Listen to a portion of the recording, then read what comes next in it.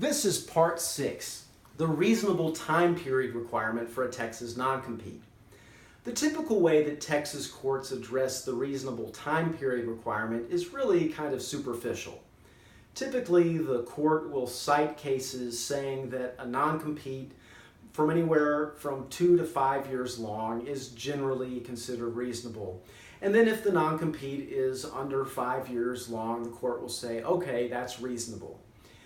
If you represent the employer, go ahead and cite those cases, but remember that the employer typically has the burden to prove that the non-compete is reasonable. So if all you do is offer argument and you don't have any evidence, you could have a problem.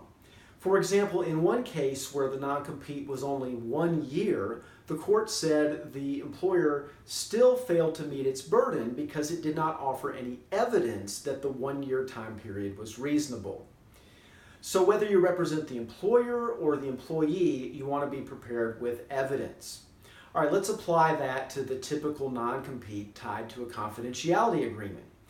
If you represent the employee, you want to be prepared to offer evidence showing that the information known to the employee will no longer have any value by the time period of the non-compete expires.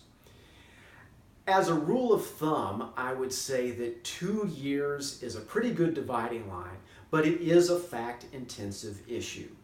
So that's the time period requirement. Now you're ready to look at the geographic area requirement, and I'll talk about that in part 7.